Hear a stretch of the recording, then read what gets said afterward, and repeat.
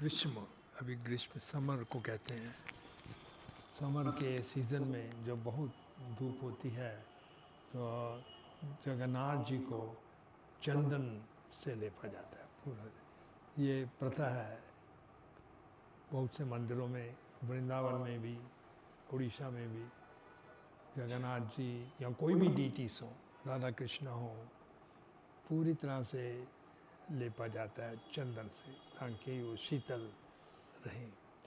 और साथ ही साथ जगन्नाथ जी का जो ये मूल विग्रह है उनको लेपा जाता है चंदन से। और जो उत्सव डेटी है, उन राधा मदन मोहन कहलाते हैं, उनको जगह एक नाव में लेकर जाते हैं नरेंद्र सरोवर में। और वहाँ में 21 दिन के लिए ये लीला होती है। बहुत अद्भुत लीला है। साक्षात चैतन्य महाप्रभु जी भी इस लीला में भाग लेते थे और इस प्रथा को महाप्रभु जी ने बढ़ाया। चंदन यात्रा में नौका विहार किया करते थे, इसलिए इस्कॉन में भी ये नौका विहार का उत्सव जो है बहुत प्रसिद्ध है। और ये जो चंदन यात्रा है, इसका पीछे बहुत सुंदर भूमिका है कि क्यों ये चंदन यात्रा और अक्षय तृतीया के दिन क्यों मनाई जाती है। ये संबंध है हमारे आचार्य एक से का नाम था माधवेंद्र पुरी। तो ये Shri Chaitanya Mahaprabhu ji, sound is okay, कमी सुनाई दे रहा है आपको साउंड? पर आपको सुन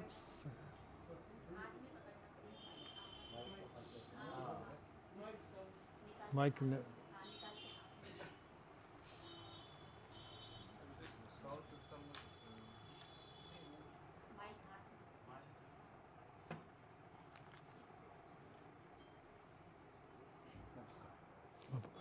हरे कृष्ण, अभी ठीक है? ठीक है। तो ये श्री चैतन्य महाप्रभु जी के गुरु आप सबको मालूम होगा ईश्वरपुरी थे। और ईश्वरपुरी के गुरु थे माधवेंद्र पुरी। तो ये कथा चंदन यात्रा की उन्हीं से शुरू होती है। तो माधवेंद्र पुरी बहुत ही एडवांस्ड डिवोटी थे और दक्षिण भारत से फिर नॉर्थ इंडिया में पहुँचे वृंदावन में। और वृंदावन में आए और बहुत ही त्याग था उनको, रिनांस।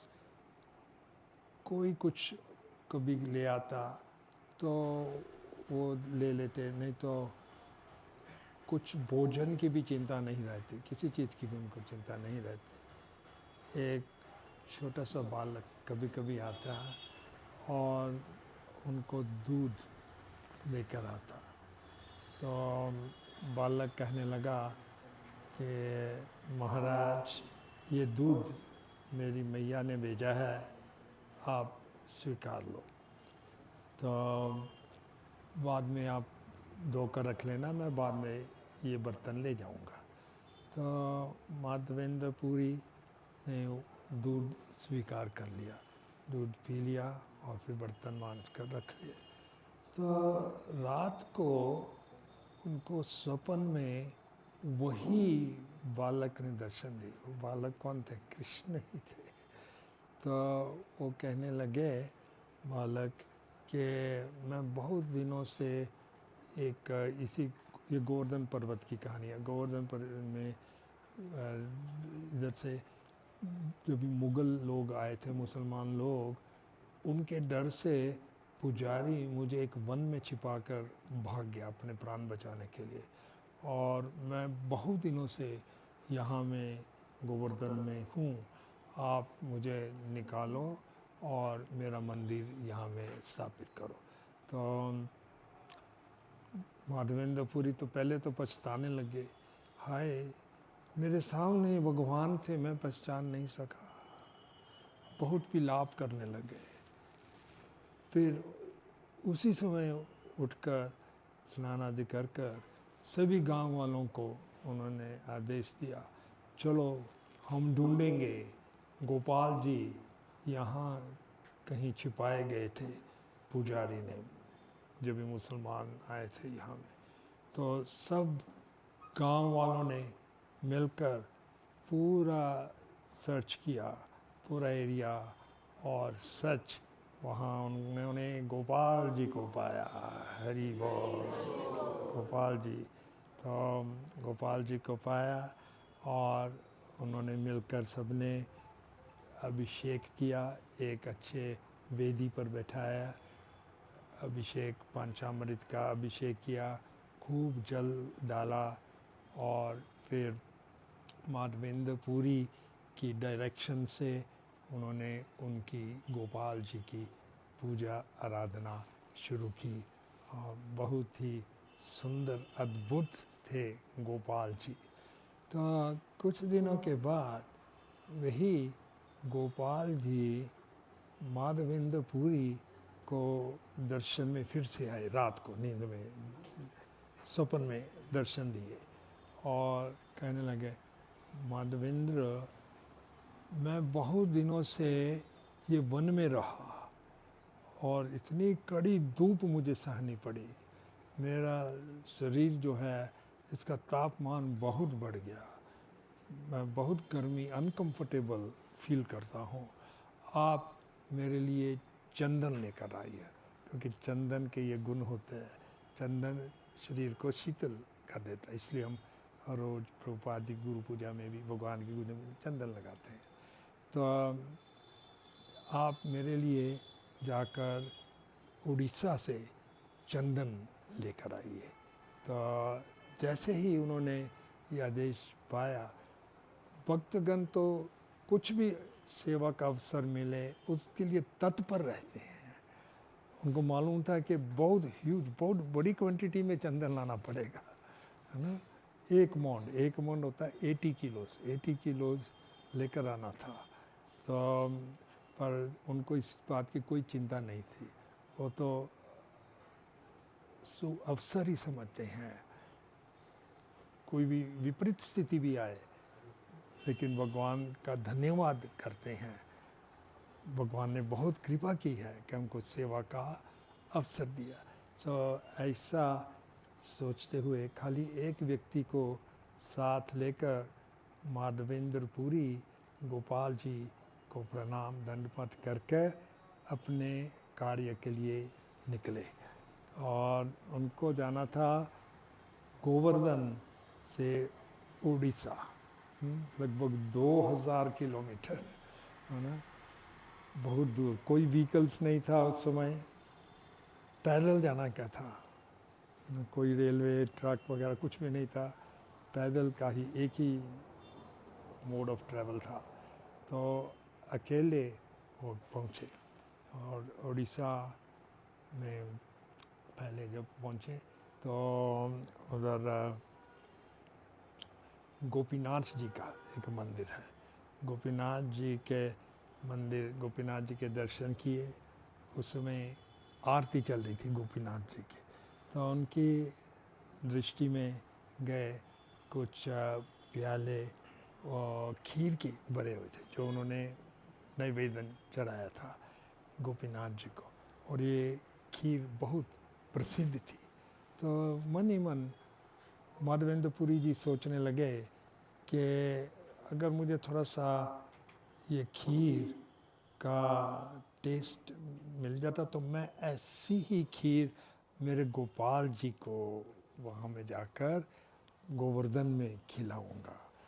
तो उन्होंने ऐसा सोच से लिया, बाद में वो पछताने लगे, मैंने ऐसा कैसा सोच लिया, वो तो ठाकुर जी के लिए है। तो रात को जब भी वो सोए हुए थे तो गोपीनाथ जी एक्चुअली गोपीनाथ जी ने जो सेवाइट से पुजारी थे दर्शन में आए और उनको कहा कि मेरा एक भक्त है यहाँ में, उसका नाम है माधवेंद्रपुरी। तो जो अपने 6-7 प्याले खीर के रखे थे मैंने अपनी ट्रिक से एक प्याला छुपा लिया था मेरे पोशाक में वो अभी भी है। आप जाओ, वो प्याला निकालो और माधवेंद्रपुरी को जाकर दो। तो पुजारी बहुत चकित रह गया, साक्षात गोपीनाथ जी का आदेश है। तुरंत स्नान करके आया, गर्भगृह में गए और देखा भगवान के पोशाक के नज़दीक एक प्याला खीर का बचा। तो वो लेकर गया और पुकारने लगा, कोई यहाँ माधवेंद्रपुरी है, माधवेंद्रपुरी है। तो माधवेंद्रपुरी ने बोला, हाँ मैं माधवेंद्रपुरी हूँ। तो वो कहने लगा पुजारी कि ये गोपीनाथ ने आपके लिए खीर का प्याला छुपा कर रखा, चोरी कर रखा है। उनका आदेश है कि आप ये प्याले में जो खीर है वो ग्रहण करो। तो माधवेंद्रपुरी तो सोचने लगे कि मैंने बहुत अपराध किया, क्योंकि मैंने मन में टेस्ट करने का सोचा। ठाकुर जी ने स्वयं ये खीर मुझे मेरे लिए भिजवा दी, पर प्रसाद था तो वो उन्होंने ग्रहण कर लिया और उसका जो मट्टी का प्याला था वो फोड़कर अपने धोती में बांध लिया। हर रोज़ थोड़ा थोड़ा मट्टी खाए करते थे। और एक घटना पुजारी ने और लोगों को बताई तो माधवेंद्रपुरी ने सोचा कि मुझे तो लोग कुछ बहुत फेमस बन जाऊंगा मैं इधर ऐसा, इसलिए वो ऐसा फेमस के नहीं होना, तुरंत वो जगह छोड़कर चले गए। और उधर हमारे गोपीनाथ जी का नाम पड़ गया, क्या पड़ गया? खीर चोर गोपीनाथ, जिन्होंने अपने भक्त के लिए खीर चुराई थी, खीर चोर गोपीनाथ। फिर खीर चोर गोपीनाथ के बाद आगे चलते हुए माधवेंद्रपुरी उड़ीसा में एक स्थान पर पहुँचे और वहाँ से उन्होंने चंदन इकट्ठा किया। और रास्ते में बहुत सी उनको डिफ़िकल्टीज फेस करनी पड़ी, पर वक्त कोई भी प्रॉब्लम आए भगवान की सेवा में वो तो प्रिविलेज समझते हैं। ये तो बहुत प्रिविलेज है, हमारा विशेष अधिकार है, भगवान ने बहुत कृपा की हमारे। तो इस तरह से उन्होंने तकरीबन 1 माउंट 80 किलोस उन्होंने इकट्ठा किया और वापस जाना था। 2000 किलोमीटर चल कर आए थे पैदल और 2000 किलोमीटर अभी वापस जाने का था उनको। तो लेकिन वो इसको बोझ नहीं समझते थे, वो तो समझते थे ये तो बहुत ही अच्छी सेवा का अवसर है। तो तैयार हो गए वहाँ जाने के लिए, वापस जाने के लिए पूरा इकट्ठा कर लिया। 80 किलोस, it's not a small amount. तो लेकर जाने का था वापस। तो उसी रात को ये गोपीनाथ जी के मंदिर की कहानी को खीरचोर वापसी में खीरचोर गोपीनाथ मंदिर से पहुँचे। तो वही गोपीनाथ गोपीनाथ जी फिर से सपन में आए माधवेंद्रपुरी को और कहने लगे, देखो माधवेंद्रपुरी, आपने ये सैंडलवुड इकट्ठा कर लिया है, मैं बहुत प्रसन्न हूँ। तो आप ऐसा कीजिए गोपीनाथ जी, मैं हूँ गोपीनाथ, और आपके जो गोपाल हैं गोवर्धन में वो अभिन्न हैं। हमारा एक के कई स्वरूप हों पर हैं हम एक ही। तो यहाँ गोपीनाथ जी को ही आप चंदन से लेप दें और मेरा जो गोपाल जी का दिव्य शरीर है गोवर्धन में वो शीतल हो जाएगा अपने आप।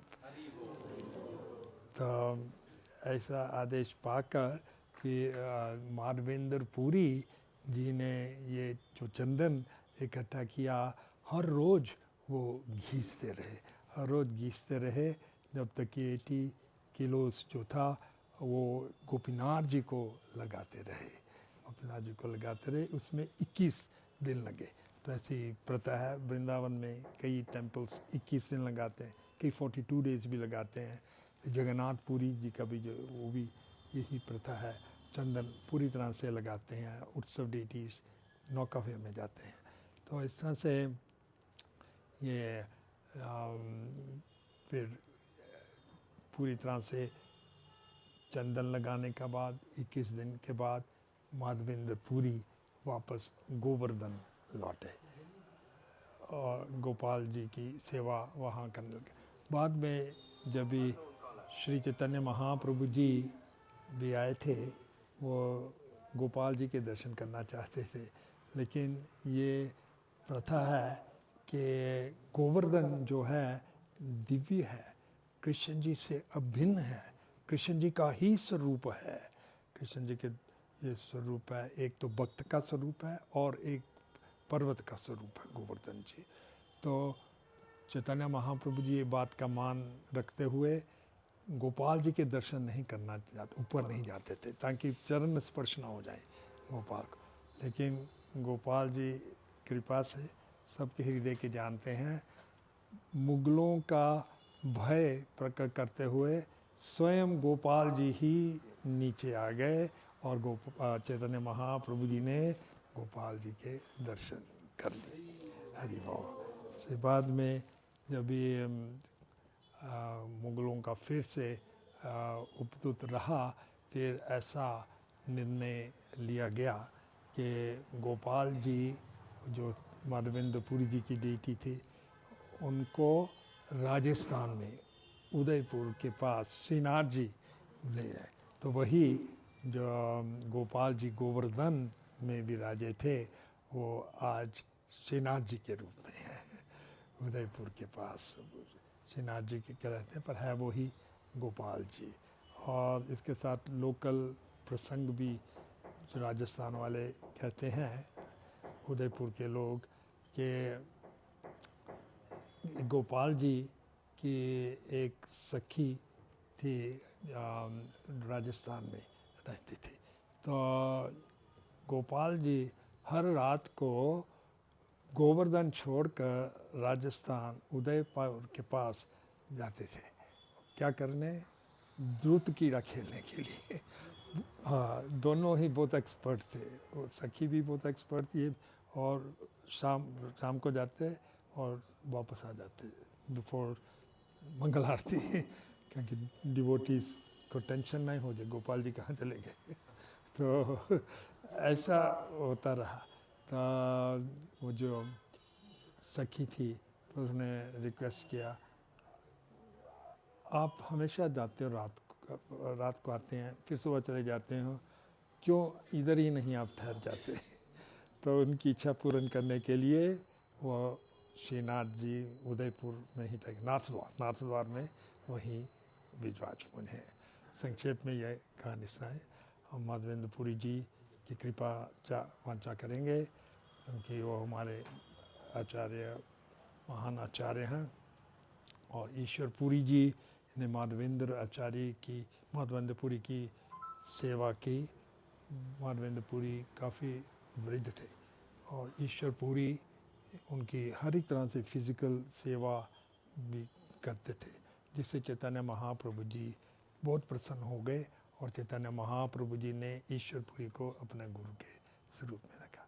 सो चंदन यात्रा की जय, श्री माधवेंद्र पुरी की जय, जगन्नाथ सुभद्रा बलदेव की, गंगा जी की जय। गंगा जी भी आज ही अवतरित हुए। महाभारत की जय, महाभारत भी आज से शुरू की। वेद व्यास जी की जय। परशुराम जी के भी भूल गए, उनकी भी आज जयंती है, परशुराम।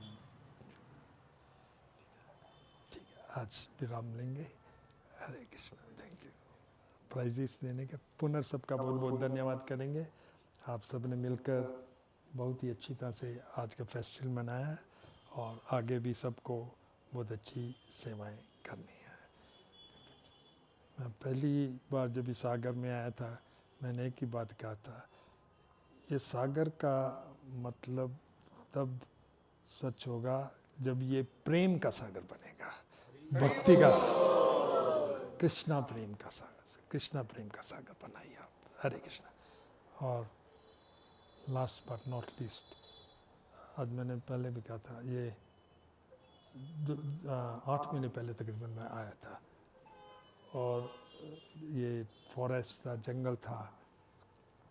मैं सोच रहा था ये तो खांडव प्रस्थ लग रहा है हम खांडव प्रस्थ में आए, लेकिन प्रभु जी और आप सब ने मिलकर इसको इंद्रप्रस्थ बना दिया है, और आगे भी बहुत कुछ बनाएंगे। हरे कृष्णा, थैंक यू। खंडव प्रस्थ को इंद्रप्रस्थ बनने के लिए पीछे सबसे बड़ा